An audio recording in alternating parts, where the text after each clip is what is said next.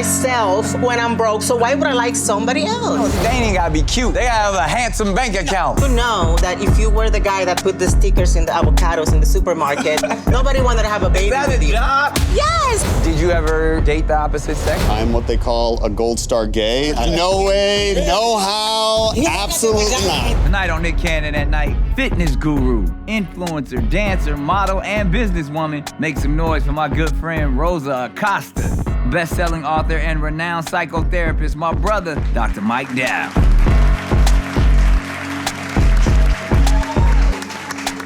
Welcome to Nick Cannon at Night, where we discuss love, sex, and relationships with the experts and my personal friends who think they experts. I want to share it all with you, so we're going to get right to it and get our first at-nighter. Let's see what they're talking about. Hey, yo, Nick, I got a question. Now, listen, I be dating a lot. Like, you know, my friends be calling me a serial dater. How can I stop thinking every woman is my wife? Because it happens with all of them. It's like instant, like, as soon as I be like, that's where my mind goes 0 to 100. Like, how can I, like, slow it down? Because, you know I don't look like it because, you know what I'm saying, I got this young face and everything. I'm 45 years old, Nicholas. I don't have a lot of time, so I'm looking for a wife. But how can I start to maybe slow it down a little bit and stop thinking that every woman is my wife? Because it happens everywhere. Like, I was at the grocery store. The clerk asked me paper or plastic. I was like, marry me at once. I got to slow it down a little bit. So how can I scale it back in my old age and stop thinking every woman that I meet is supposed to be walking down the aisle with me? Because I think all of them are my wife. I feel him. I feel him. Now, he's like a hopeless romantic. I've called myself that is all my life as well. Like, you just instantly fall in love with what you desire. When you see somebody, you like, I can imagine her being the woman I want to spend the rest of my life with. I don't think there's anything wrong with it, but I probably had the same problem that he had. For you, it doesn't fade though, right? Nah, I definitely don't fade. I It turned him sticks into around. my baby mama. Right. That's usually how it works. I think it's a little bit different for him. You know, I really want to get that guy on my couch and sort of dig deep in his psyche, because I think that there's one of a couple of things probably going on with him, right? Because I think a lot of men, they have this fantasy, they confuse lust with love, they're actually avoidantly attached, they actually don't want to be in a relationship, so they sort of like obsess about every woman that they see who's beautiful in an effort to actually distance, or sometimes it's the opposite, they're anxiously attached, and sometimes they actually have these pathological relationships or interpersonal patterns that sort of need healing, and that's why. So, I don't know, it could be one of a couple of things. Or maybe you are, or maybe he is, you know, just in love with that feeling, you know? He has an addiction loves to that love. little feeling at the beginning. It's The just so- romantic phase. Yeah, he's romanticizing like that. Oh, this is my And it does fairy feel tale good. story. You know, it's a lot of dopamine, it's a lot Right. of testosterone, so it's like So- the same chemicals that cocaine and some of these Right. other drugs fuel, along with ecstasy. You know, we sort of get these healing neurotransmitters that make us want to bond with our partners. So yeah, it can be addictive for some people. I think also the idea, Doughboy stated his age and him saying he's 45. So I think part of that psyche is like, yo, I'm running out of time. He's never been, I know him personally, obviously, like, he's never been married. So I think he's like, man, I want to experience that. And I'm already 45 years old. So with him, I know, like I said, that's my friend. So he's a single father. He raised his daughter all the way to college. Wow. Super proud dad. So now I think he's thinking, I want to experience life for me in my next phase of life. So I think that's important too. When you're like at that age, you're like, look, it's time to settle down. I ran the streets. I was a good dad. I raised my kids. Now I want to have that next stage of being I don't alive. usually see that behavior in men. It's usually the women that I see more desperate to get married and feeling like they have an internal clock. Right. Especially when they haven't had any children and they really want to wait until they get married to have children. So this is actually surprising that I see a We man. feel the same way, Rosa. We want love. We want family. You want family for sure. Love, I don't know about that. I don't You know always about got love. jokes.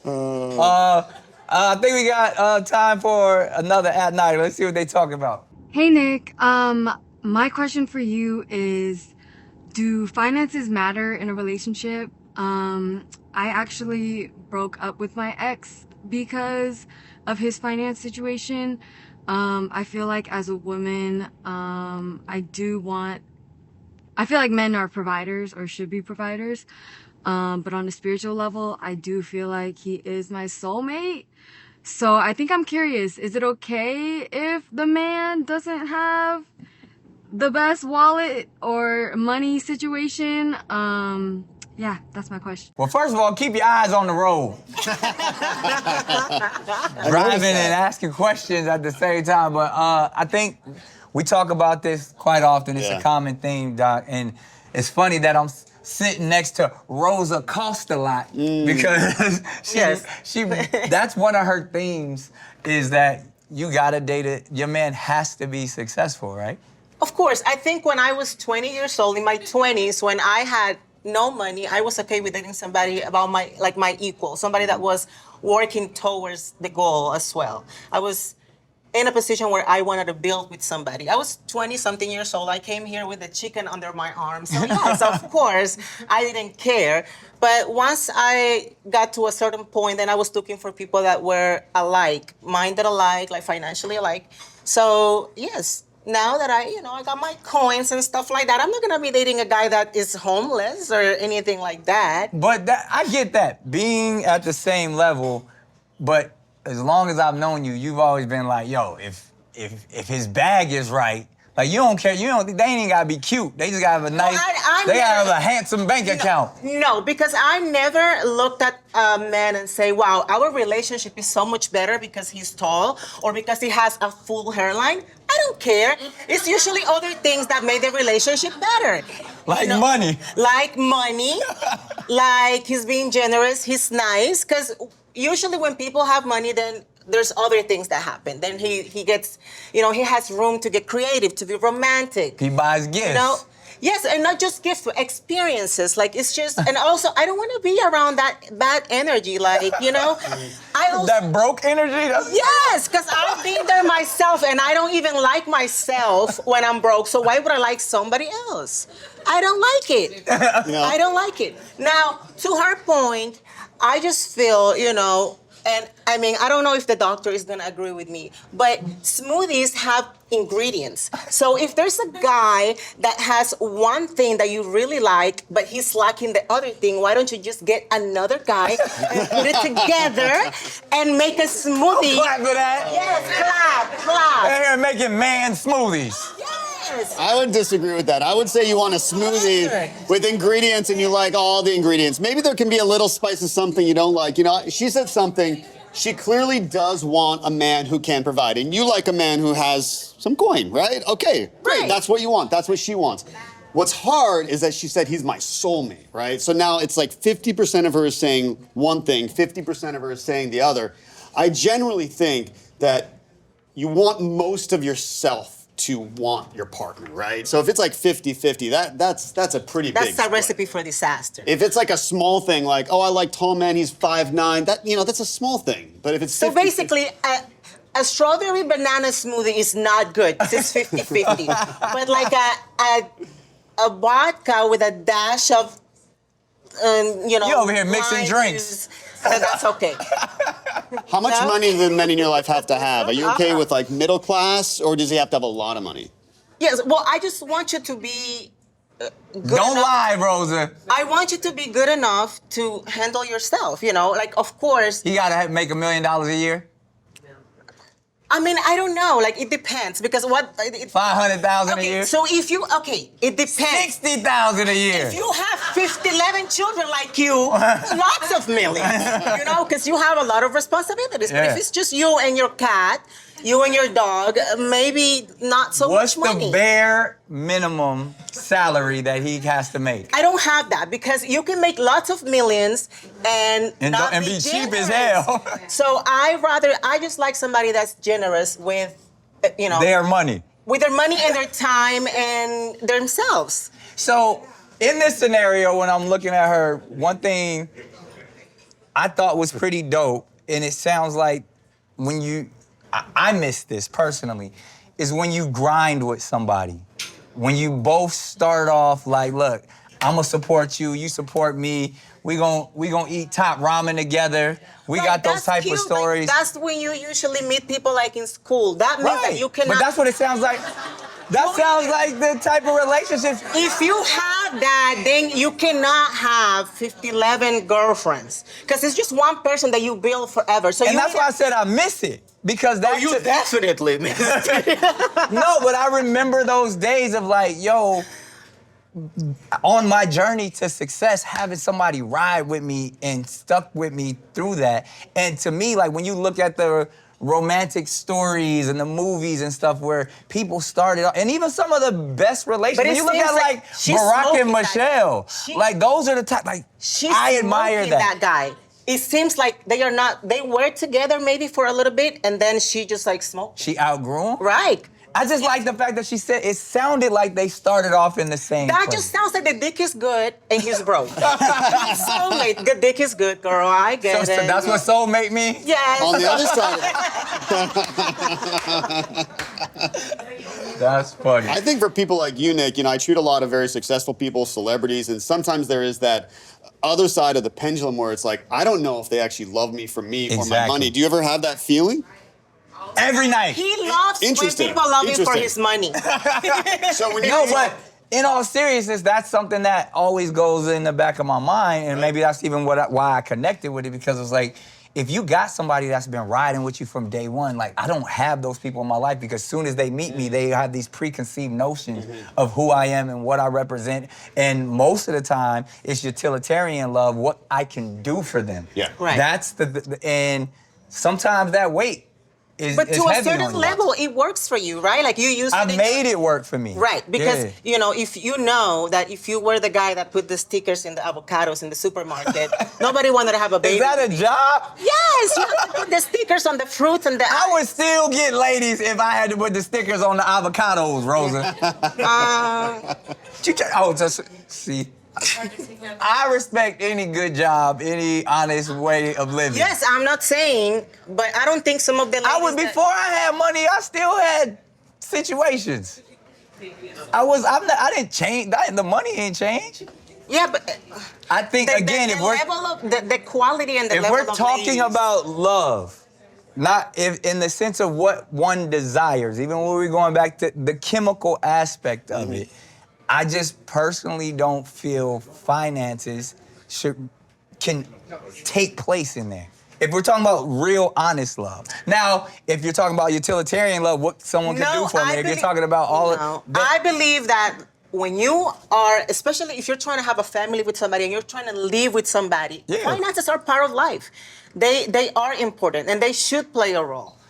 But not in love. It's a part of life. The relationship is... Love and money never mix. The relationship is more than love. For our relationship to work, it cannot just be love. Like there's other things. Like, for example, the person that you have children with and you get married, you guys have to agree on how you're gonna raise your children, and even how you're gonna use money to raise your children plays a role in that.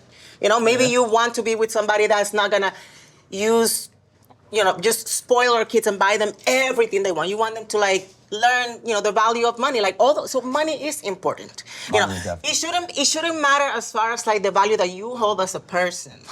Okay. It's just not the most important thing. I would hate for money to be the most important thing. It shouldn't be the most important thing. That is not a healthy relationship. Before you got married, or obviously you married a very successful man, and he's a doctor as well. Did finances or any of that? Pride Month. Yeah. Thank you. I'm celebrating all month. Yeah. We were both at a very different point. We've been together over 10 years. He was in his residency. He wasn't really making any money. I was at a different point in my career. So I was struggling together.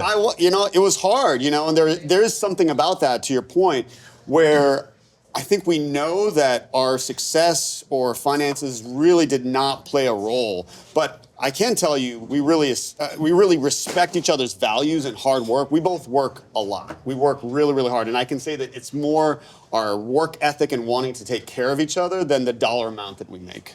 If you believe you can outgrow your man, clap.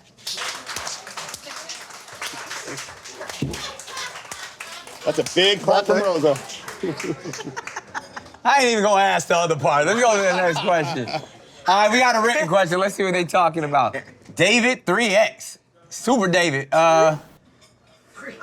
My wife never initiates sex anymore. Is it me, or is this just normal after a few years? Good question. This is an interesting question in terms of men versus women, because what we do see, if he's in the first few years after marriage, the sex drive for men usually stays roughly the same for the first 5 years in marriage, but we do see a pretty significant decline in most women in research.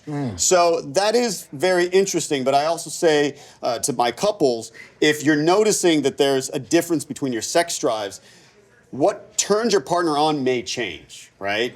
So in the initial phases of love, there's more testosterone, there's more dopamine. It's this real upper feeling. And actually one of your main downers, serotonin, goes low in the brain. So that actually makes you very anxious, and you actually want to stay up and have sex all night, all the time, right? But that state doesn't last forever. So then you actually have to build a sex drive based on other things. So then I think for this guy, he needs to actually figure out what is it that his wife needs. Is it actually to communicate more? Is it, hey, clean the house so I don't have to be worried about cleaning the house? That's one of the most frequent things I hear from wives in couples therapy. It's like, you want me to have sex and you're expecting me to do all these things? The biggest turnout would be clean the house. Like we have seen, I think you could agree that we have seen that when women get into, get married,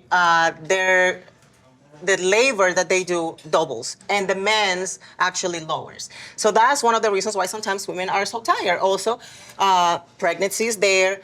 Depending on the age that we're going through, you can be perimenopausal or like you can be going through like some hormonal issues. So there's tons of things that are gonna like play a role in women's like sex drive getting a little lower or kind of like going up and down. As to men, it's just, if we both are working and we come from work and then I have to do 100% of the chores, and then after that you want me to be your sex kitten, what the right? Like, and how many times is he wanting to have sex? All night, Doc. We want it every day, all night.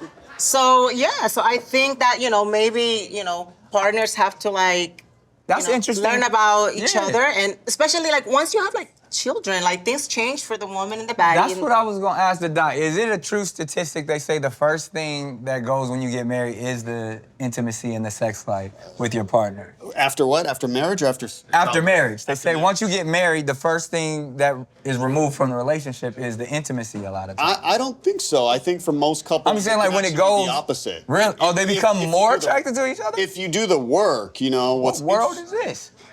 What's interesting in research is that there are a subset of couples who've been together for 25 years, and if you do a brain scan on them, it looks like they just fell in love. So if you do a lot of work, which sort of makes me a romantic, because there's scientific reason that this is actually possible. It's not easy. Right. But if you do the work and you create that closeness and connection, your brain will start to look like all the time like you just fell in love. So it is scientifically possible. But you have to do the work. You do. What are some of those steps to do the work? Communication, creating a life together, creating a spiritual connection, creating this sense of home. For so many people, when you have that, have you ever had that sense of like, I just feel myself. I just feel like myself. I feel like I'm at home here. For a lot of people, that can be a new pathway of arousal and desire. Is the aesthetic and the appearance a big thing? Because you also get extremely comfortable with your spouse. Right. And before, when y'all didn't live together, when you weren't married, you would put something on, you would get fly for them, but if they just seeing you with your bonnet on and your big girl drawers. I don't know if I'm always want the big girl drawers in the bonnet. It's about the effort, right? It's about what the effort means, whether you're the man. Rosa's banging right now, but she got a bonnet and some big girl drawers at the house. Let me tell you, I just feel like it cannot be something, you cannot expect some things that are kind of like out of place. Like for example, if I'm cleaning, I'm not gonna cleaning lingerie. You should. I am cleaning in my Adam Sandler that's outfit. Called content. In my Crocs, but guess what? I would pay to see you clean in lingerie. Okay, well then go on my OnlyFans and pay for that.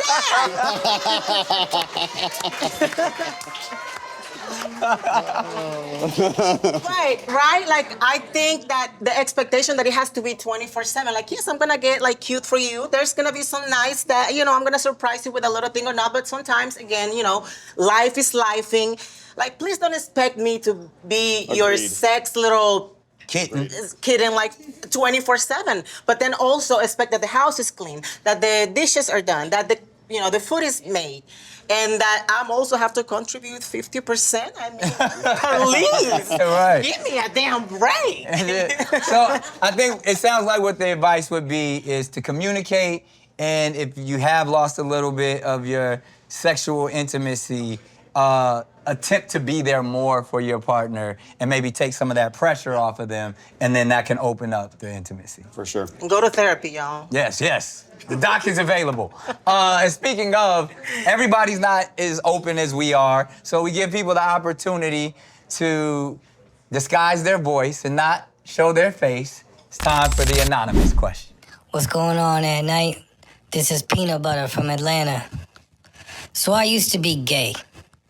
And now I'm with this girl. I mean, maybe I'm bisexual. I don't know. But I don't fuck dudes anymore. Anyways, I'm with this girl, and she's starting to get hints of my past. But, like, I'm not gay no more. Should I tell her this? What happens? I mean, I really like her, but I feel like if I come clean and tell her that I used to be with dudes, she's not gonna like me anymore. What should I do? We laugh, and especially like, if your name Peanut Butter, I think she might have knew. But I feel like, especially, this day and age, this might be a problem that, is somewhat common, where a man has probably made some decisions earlier on in life, and he realizes, okay, this is what I like, this is what I desire, I want a wife, and whatever his lifestyle was before that, should the woman that he falls in love with judge him or accept him for who he is? Well, this is hard who he because was. there are a lot of women who, in my experience, in my office, who a lot of women maybe would not be okay with that. But I also think that honesty is the best policy. Peanut Butter, he's not gay, but he's not straight, right?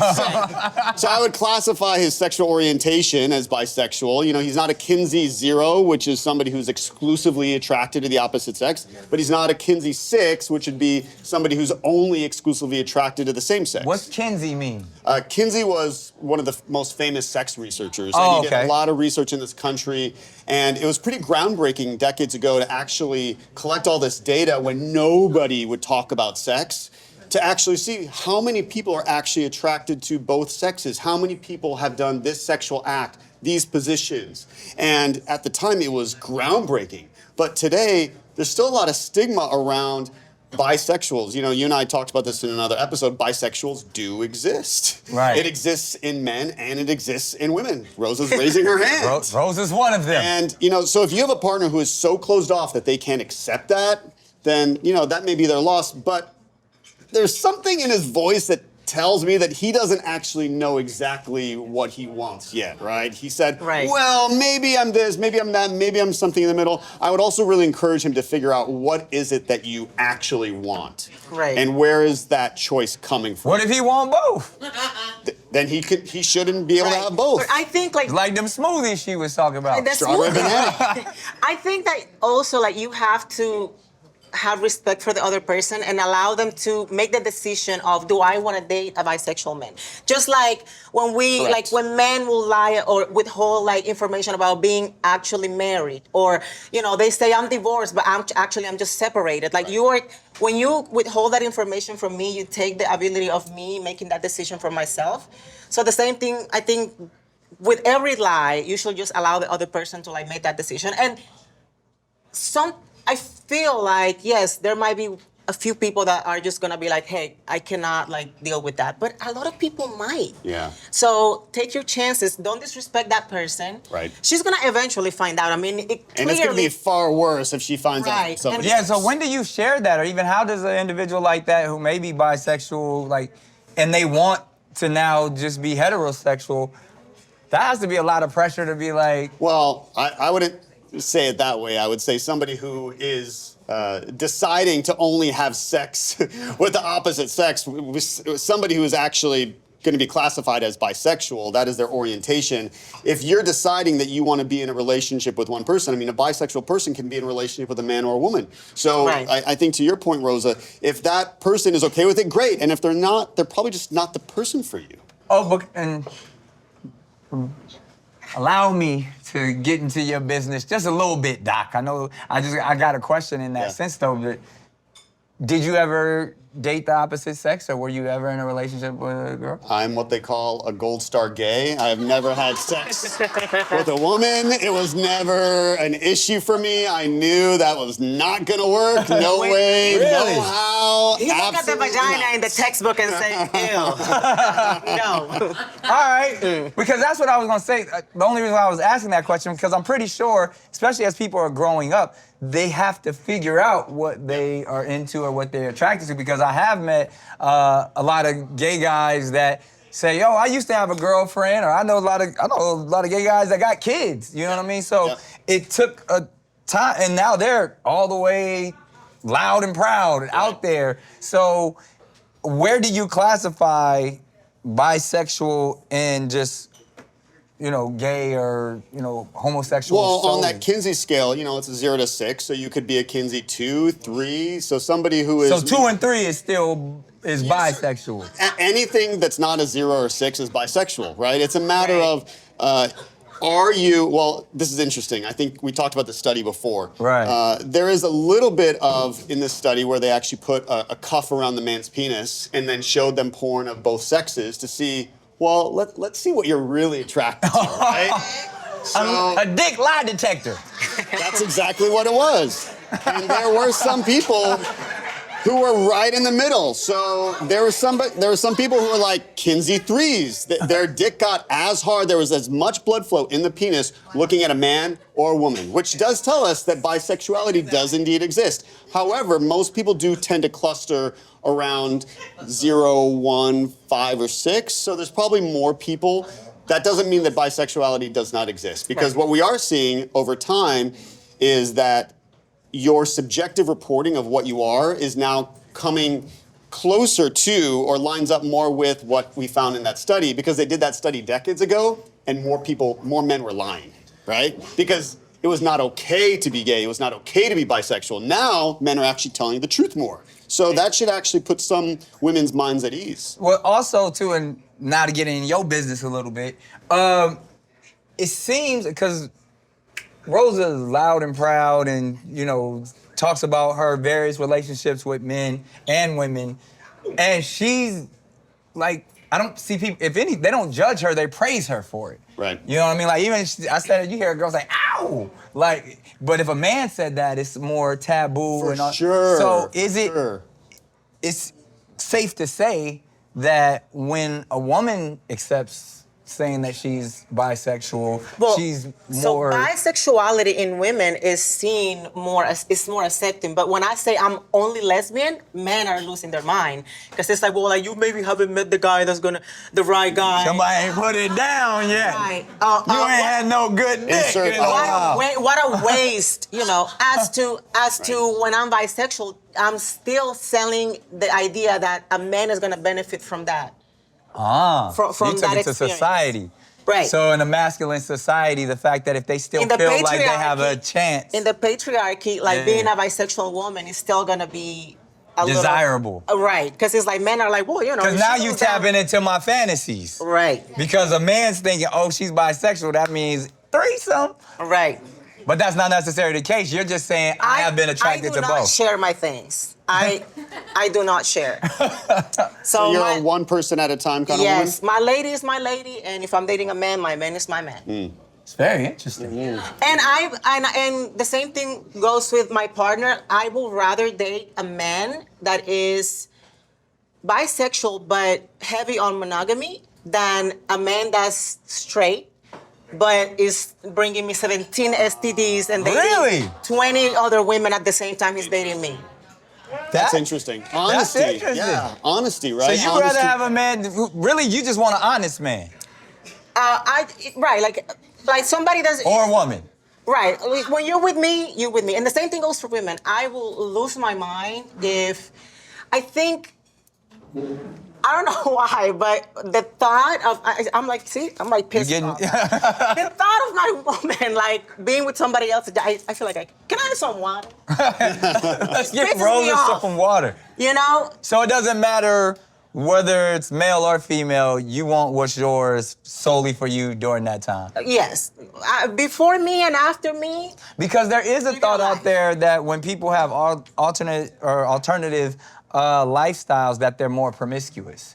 And specifically, when you think about things like Pride Month or even just, the LGBTQIA community, it doesn't, from the outside looking in, it looks like, oh, they just out there having a good old time, and you think orgies all the time, when mainly you can be in this traditional relationship, husband and husband, and be committed, and there's no wildness going on. Yeah, absolutely. And, what is interesting, I don't think it's actually queer versus straight. I think it's, do you have two male gay brains who both want, because men tend to have more sex partners, right? Right. So when you look at the research, gay men tend to have a lot more sex partners than lesbians. So when you have two female brains in a relationship, so it's not a queer versus straight thing. It's sort of like male brain and female brain, and how do those mixes. Is it a testosterone thing? A little bit is testosterone for sure. Do you think it's And also evolutionary? A lot of it is social. It's rewarded. Men are supposed to be, having sex. They're studs. Women are, quote, sluts, right? There's a double standard there. There's so many double standards out there. And from an evolutionary point of view, there is probably more changeability in a woman's orientation versus a man's being more fixed. So, for example, if a woman has, if they're basically heterosexual, but they go through a really traumatic experience with a man, their sexual orientation probably has a little bit of changeability, but men's sexual orientation tends to be pretty fixed. It's like your height. There's not a lot you can do to change your height. Right. So if you're born bisexual, you're bisexual. The sex hormones, and also it can be genetic, it can be passed on by the changes in hormones. So for example, your chance of being gay will differ if you're the firstborn or the thirdborn, because hormones shift. If a mother has a flu during the time she's pregnant, that can increase the chance of having a queer son, because it's hormonal, but it can also be passed on. Wow. And when you look at family trees, that's sort of a different mechanism. Hold on, slow that down, Doc. Did you say if your mom has the flu, the chances are increased of the child possibly being... It will change the chances of your child's sexual orientation, because it'll subtly change the hormone levels in the womb.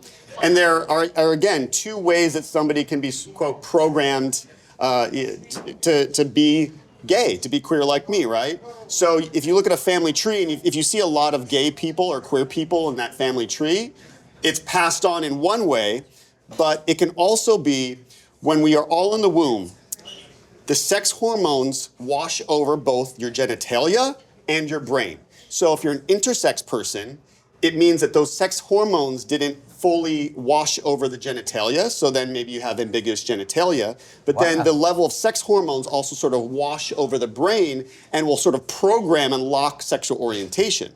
So when we look at that, it is very interesting just to look at all of that data and what crazy. It means. Wow, hey, you learn something new every day. You see your gay friend like, oh, my mama had the flu. She's sick, so now I like dick. It's okay. I'm joking. This is a perfect opportunity to open up the floor for comments and questions. Yes, please, step up. I'm Mimi, and I just want to say that no one is more single than a heterosexual married man. Whoa. Tell me, please indulge more. Tell us more. Tell us more. Is this from personal experience? Absolutely. But I just want to go back to what the guy at the beginning was saying, how he feels like he's in love with every woman he meets. And something that I've encountered in talking to men that I'm friends with is they feel like they have a lot of options. And I say, well, who are your options? The IG model you follow with 2 million followers that doesn't even know who you are, you can just see their photos. And I feel like that is kind of like a phenomenon like in our dating culture now that, there is just so much excess of people, in dating apps and that type of thing. So if you have a tendency to be monogamous and actually want to find a life partner, how do you combat this in today's world? Great question. Great question. there's a psychology. Me. And I see that phenomenon very clearly in our society and even in my practice. There is a psychology of choice. In research, if you give somebody the choice of 3 things and you have them pick and you rate how satisfied they are, they rate it pretty high. If you give them 100 and they pick, their level of satisfaction goes down. And I think there's something very similar that's happening in our society when you're just constantly exposed and all those little hits of dopamine of that straight married guy who's, following all those Instagram models, where his brain is just, he's hijacking that part of the brain that's releasing dopamine and those sex hormones, trying to say, oh, that's really enticing to me. And a lot of times that can turn addictive. So one thing you can do is just change your relationship to social media, because if you're dating a guy like that, he may never be happy with what he has. I mean, I'm banned from all dating apps, so I can't even be on them. What did you do? She's joking. She has to be joking. But Comedy. But no, to Mimi's point though, because Doc, it sounds like, your answer was more saying like, oh, maybe he's the one with the problem and he's not the right one for you. But it sounds like she's saying like, everywhere she goes, she sees that's the narrative of society. Absolutely. What can a woman in her scenario and situation do, because she knows every guy that she's with has been unrealistic and think they're gonna get the It's just the overarching theme, and it's men that like ride the bus that think this. I'll tell They you think that they're what- following her, and they're like, "I'm gonna get Rosa," It's crazy. And maybe some of these women out here think they're gonna get you, and maybe they could, I don't discriminate. You on the bus, I'll pick you up. Okay, I'll tell you what I think. And this is something that I personally practice. So I do not use social media or dating apps. I think it makes, I love effort. And so if all a man has to do is to send me a smiley face or a heart, and I'm gonna respond to that, I think that gives men this idea that they can have more options because they have. We open this. Such not little me, effort, but I'm like saying, sending like a little heart. That's the most low. Women effort will thing you can open. do. We open the door too fast and too easily for men. So if all a man has to do is send you an emoji and you're gonna respond to that, I think that's the reason why they are feeling so confident that they have many options. And the same thing goes for dating apps. Like they just have to swipe instead of like, I just like my man to come to me and say, hey, my name is Carlos. I think you're very beautiful. Can I buy you a drink? And even when In a setting like this. and even when I'm not interested, and I am so nice to people, and I usually praise men for saying, I say, you know what? I'm in a relationship. I'm not available, but I really appreciate you doing that. That doesn't happen to me anymore. Men usually don't approach me like that. And I think, I just want to commend you and say that I really like that. And you know what?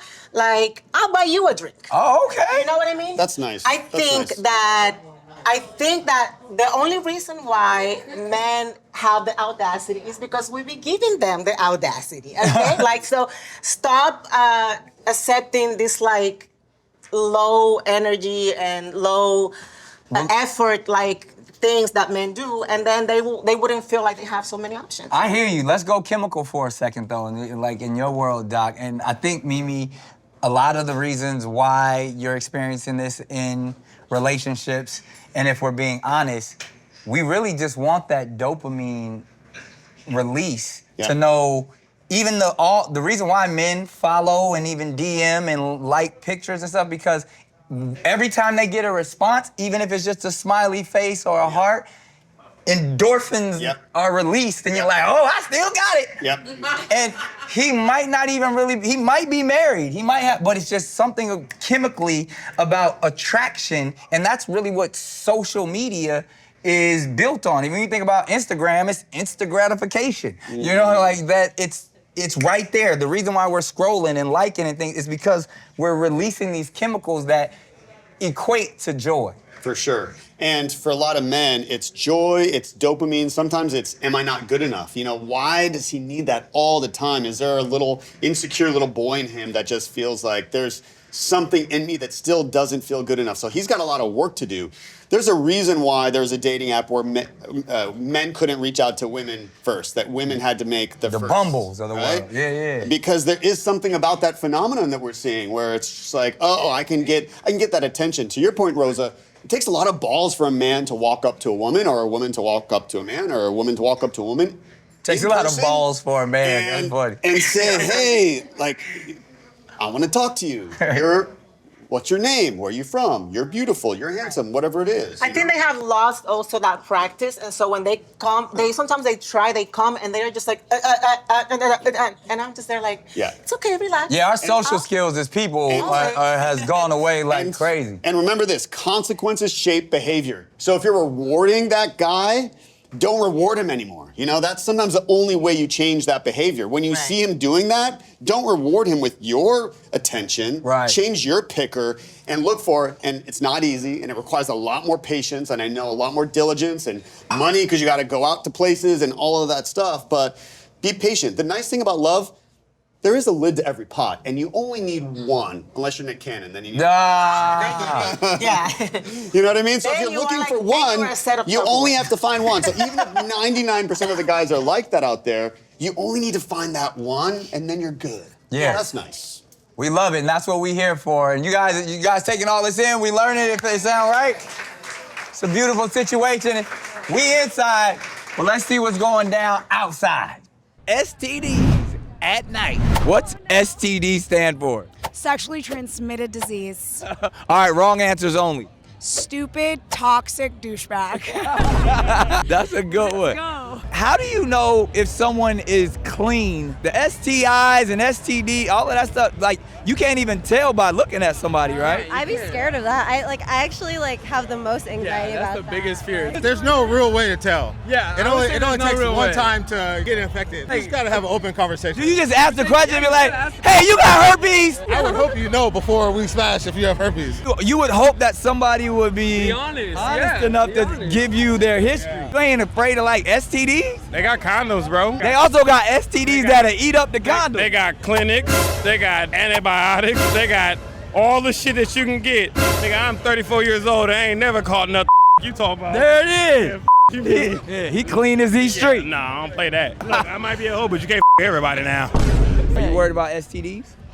Always wrap it. Wrap it up. Hey, you know what they say, don't be silly, wrap your willies. Do they say No that? glove, no love. love. Yeah, come I've on, worn dude. one a couple times. Yeah, to preferred, no glove, still love, but you gotta have your fun. There should be a Yelp review or A whole facts. Yeah, do the whole fact. we gotta have a whole facts. It'll tell every time you've been infected, been ghosted, how toxic you are. Yeah, pull up the receipts. The guy didn't tell you, ends up burning you with a random STD.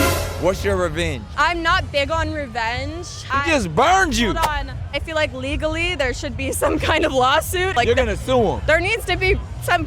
Please, lawmakers, if this isn't already your thing, it should be. Hypothetical situation. Amazing guy, everything you could ever want. He's rich, he's successful, he's nice, he's kind, he's loving, but he tells you that he has a history and he has an STD. It depends which STD. Which one can you put up with? Can you heal your STD? Yes. Treat it, get medical treatment? Cool. Okay, what if it's one that never goes away, but you can take the medicine like herpes? No. He's the one. Do I have to take the medicine? I mean, you would probably have Maybe to this is gonna be cut off, but it's I don't want to take a pill forever. You don't I want. hate the pill. She got her own job, got her own crib, she make her own money, she's strong, she holding you down, but she tell you, I got herpes. But what the hell, boy? She got everything plus the herp. Plus the hurt? Herpes love bug. Wait, they have medication for that now, right? They do. They got the medication for it. If we locking in for life and I take that medication for it, she gotta sign an NDA. Afterwards, she you was eating this herpes box. And it's whoa. There it is, y'all. All right. STDs. That's one of those, again, this is a show where we get to talk about everything, and STDs are always a taboo topic because people really don't know how to have the conversation. They don't. They don't know how to be honest, and there's a lot of shame around it, and there's a lot of fear around it. So as the professional, as the expert, how does one deal with these stupid, toxic douchebags? Well, information, knowledge is power. Be an adult. Don't use denial. Don't go around your fear. Don't minimize, right? Because those things get you into a lot of trouble. And if you have an STI that you can't get rid of and something that you're gonna have to deal with and it's gonna affect your life for the rest of your life and your partner's lives, you know, you really have to take it seriously. Yeah. And knowledge is power. There are a lot of things that you can do today. There are ways, contact tracing means that you can actually, we're trying to stop the spread of infections. So if you are too chicken to tell your partner, a sex partner, that you have an STI, there are anonymous ways to do that where there are, you can, certain providers, whether it's through the healthcare system, or there are now apps and websites who will actually send an anonymous message on your behalf. Like a herpes telegram? Basically. I got herpes. All right.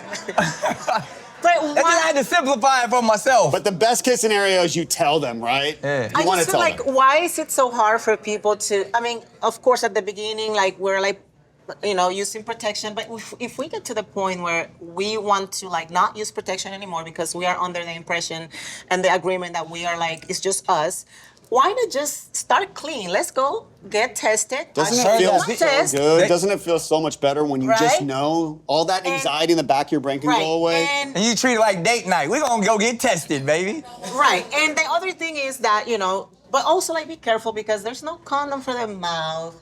And, you know, like just be sure that you're not be putting your mouth like where it's like dirty and stuff like that. There's a condom for the mouth. Most people don't use that.